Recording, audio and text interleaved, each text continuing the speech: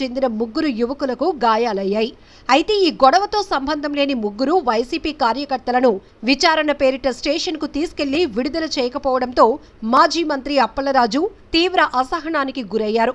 బాధిత కుటుంబ సభ్యులు వైసీపీ శ్రేణులతో కలిసి స్టేషన్కు వెళ్లి పోలీసులను నిలదీశారు. తమ కౌన్సిలర్ భర్తతో పాటు మరో ఇద్దరు వైసీపీ కార్యకర్తలు ఎక్కడున్నారని పోలీసులను ప్రశ్నించారు సీదిరి.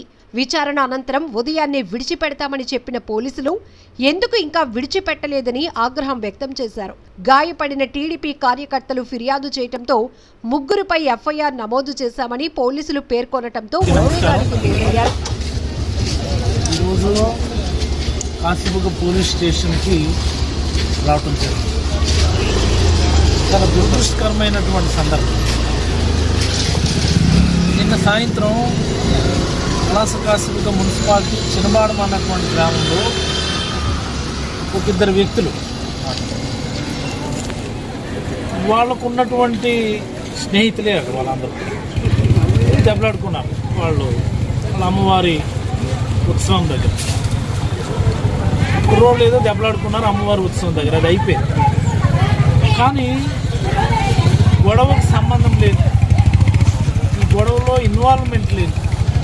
అత్యంత ప్రధానమైనటువంటిది రాజకీయాలకు సంబంధం లేనటువంటి అంశంలో ఆ వార్డు కౌన్సిలర్ మరనే కొంతమంది పెద్దల్ని నిన్న సాయంత్రం నుంచి పోలీసులు నిర్బంధించి రాత్రంతా కూడా స్టేషన్లోనే ఉంచి ఇప్పటికీ కూడా ఎలాంటి సమాచారం ఇవ్వకపోవడం అన్నటువంటిది అత్యంత బాధాకరం. నేను ఈ సందర్భంగా ఈ జిల్లా ఎస్పీ గారికి ఒక విషయం నేను చెప్పదలుచుకున్నాను. ఎస్పీ గారు, మీరు కొన్ని విషయాల్ని చాలా నిశ్చితంగా పరిశీలించాలి. ఏమరపాటుగా ఉంటే ఈ రకమైనటువంటి హై హ్యాండెడ్నెస్, పొలిటికల్ హై హ్యాండెడ్నెస్ని పోలీసుల ద్వారా వాళ్ళు నెరవేర్చుకుంటూ ఉన్నారు. దీనివల్ల గ్రామాల్లో ప్రజలు రెండు గ్రూపులు అయిపోవాల్సినటువంటి పరిస్థితి మీరే కల్పిస్తారు. దీనివల్ల గ్రామాల్లో చీటికి మాటికి గొడవలు జరగడానికి కూడా మీరే కారణమవుతారు. ఈ పొలిటికల్ హై హ్యాండెడ్నెస్ వల్లే కదా గ్రామాల్లో ఇన్ని గ్యాప్స్ ఉన్నాయి, ఇన్ని డిఫరెన్సెస్ ఉన్నాయి. మీరు ఎక్కడైనా కౌన్సిలింగ్ చేయించే పరిస్థితి ఉన్నదా? సమస్యాత్మక గ్రామాలు ఏవైతే ఉన్నాయో ఇరు వర్గాల్ని కూర్చోబెట్టి మాట్లాడించి కౌన్సిలింగ్ చేసే పరిస్థితి ఎక్కడైనా ఉన్నదా ఈ జిల్లాలో? ఈ 1 ఇయర్లో ఎంత క్రైమ్ రేట్ చూసాం ఈ జిల్లాలో? ఎప్పుడైనా విన్నామా ఇలాంటి పరిస్థితులు ఈ జిల్లాలో? పేపర్ చూస్తే చాలు భయంగా పేపర్ చూడాల్సినటువంటి పరిస్థితిలోకి ఈరోజు వచ్చింది. ఎందుకు అక్రమంగా అరెస్టులు చేస్తున్నారు? వాళ్ళ ఇన్వాల్వ్మెంట్ ఉందనుకోండి, వాళ్ళ తప్పు ఉందనుకోండి, మీరు ఎఫ్ఐఆర్ వేసుకోండి. రిమాండబుల్ ఎఫ్ఐఆర్స్ అనుకుంటే రిమాండ్కి పంపించండి. సంబంధం లేని వాళ్ళ మీద కేసులు పెడుతున్నారు. ఇది మోస్ట్ అబ్జెక్షనబుల్. ఈ 1 ఇయర్ కాలంలో ఇలాంటి సంఘటనలు మా నియోజకవర్గంలో సుమారుగా 25 సంఘటనలు ఉన్నాయి.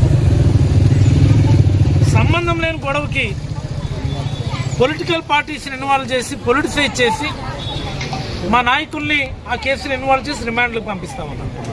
చాలా ఓపిక పడుతున్నాం మేము, చాలా ఆవేదన చెందుతూ ఉన్నాం మేము. నేను అడుగుతా ఉన్నా, నేను పోలీసులు కూడా, మా నియోజకవర్గంలో తెప్పల ఢిల్లీ అనేటటువంటి ఒక వ్యక్తి అనుమానాస్పదంగా మృతి చెందాడు. మీకు అనేకసార్లు రిప్రజెంటేషన్ చేసి స్టేషన్ దగ్గరకు వచ్చి ధర్నా కూడా చేసి ఇదిగో తేల్చేస్తున్నాం మనం. ఏమైంది? అలాంటివి ఇన్వెస్టిగేట్ చేయడానికి మీకు టైం లేదు. అలాంటివి నిజాలు ప్రజలకు తెలియచెప్పడానికి మీకు సమయం లేదు. మొన్న ఎక్కడో పాలవలసలో ఒక సంబరాల్లోనే ఒకడు చనిపోయాడు, మర్డర్ జరిగింది. అలాంటి కేసు ఇన్వెస్టిగేట్ చేయడానికి మీకు టైం లేదు. మీరు ఇన్వెస్టిగేట్ చేయడానికి మీకు టైం లేదు కాబట్టి ఆ వ్యక్తిని చంపిన వ్యక్తి ఇంకొక అమ్మాయిని కూడా చంపాడు. ఇది మీ వైఫల్యం కాదా? మీరు దేని మీద టైం స్పెండ్ చేయాలి? మీరు దేని మీద ఇన్వెస్టిగేషన్స్ ఇంటెన్స్గా చేయాలి? These are not the cases. ఎవరు తెలుగుదేశం నాయకుడు మీకు ఉసుగొల్పుతాడు, దాని మీద మీరు రోజంతా మీరు టైం పెట్టుకుంటారు. This is not policing. మొన్న ఎవరో గరుడుగండ పంచాయతీ నుంచి ఆ పెద్దల్ని పిలిచారు. మీకు చెప్పాలి, మీకు చాలా కామెడీగా అనిపిస్తుంది. వాళ్ళ గ్రామం గ్రూప్లో ఒక హెచ్ఎం రిజిగ్నేషన్ చేశాడు మొన్న ఇటీవల కాలం. హెచ్ఎం రిజిగ్నేషన్ చేసినటువంటి అంశాన్ని వాళ్ళ గ్రామం గ్రూప్లో కుర్రోడు పెట్టాడు. ఒక కుర్రోడు పెడితే ఇంకో కుర్రోడు ఒరే నీకు తాపులు అవుతారని ఇలాంటివి పెట్టావంటే అనుకొని చెప్పి ఒకడు మెసేజ్ పెట్టాడు. ఆ మెసేజ్ పెట్టినోడికి రిప్లైగా మరి నాకు తాపులు అయితే మరి నీకు కూడా తాపులు అవుతారా అనుకొని చెప్పి ఆడు రిప్లై పెట్టాడు. ముందు ఎవరైతే తాపులు అవుతాయని చెప్పి మెసేజ్ పెట్టాడో ఆడు వచ్చి సిఐకి కంప్లైంట్ ఇచ్చాడు. సిఐ గారు అదే ఒక పెద్ద దేశద్రోహం మాదిరి, ఎవడరా నువ్వు తాపులు అవుతాయి అన్నవాట నువ్వు వచ్చిరా స్టేషన్కి అని చెప్పి తీసుకొచ్చి ఒక రోజంతా కూర్చోబెట్టారు. అలాంటి అంశాలకు మీరు రోజంతా స్పెండ్ చేస్తారు. ఈ హత్యలు మానభంగాలు ఇలాంటి వీటికి మాత్రం మీరు పట్టించుకోరు.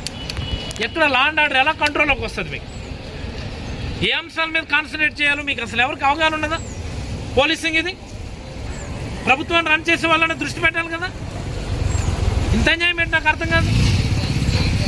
25 సందర్భాలు ఉన్నాయి. ఇంకో రోజు ప్రెస్ మీట్ పెట్టా 25 సందర్భాలు కూడా కేసు బై కేసు మీకు చెప్తాను.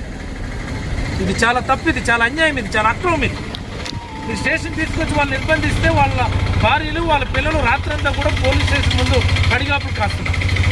ఇప్పుడు వచ్చి అడిగితేనేమో ఇన్వెస్టిగేట్ చేస్తున్నామండి. ఇన్వెస్టిగేట్ చేయడానికి అక్కడ గొడవ ఏంటి ఉన్నది నాకు అర్థం కాదు. ఆడెవడో గుంటడికి 2 గుంటలు తన్నారు, పట్టుకున్నారు. వాళ్ళు ముగ్గురు కూడా అక్కడ హాస్పిటల్లో ఉన్నారు. వాళ్ళు వీడియోలు చేసుకుంటారు. వాళ్ళు ముగ్గురు కూడా తన్నినోడు వీడియోలు చేస్తున్నాడు, దెబ్బలు తిన్నోడు వీడియోలు చేసుకున్నాడు. నాకు ఇలాగ జరిగింది అలాగే జరిగింది అని వాడు, ఇలా జరిగింది అని వాడు. సంబంధం లేని మీరు తీసుకొచ్చి మీరు ఇన్వెస్టిగేట్ చేస్తున్నారు. ఏంటి కామెడీ నాకు అర్థం కాదు. ఏంటి కామెడీ? మా పోలీస్ స్టేషన్ పనితీరు అయితే చాలా తీసుకట్టుగా ఉంది.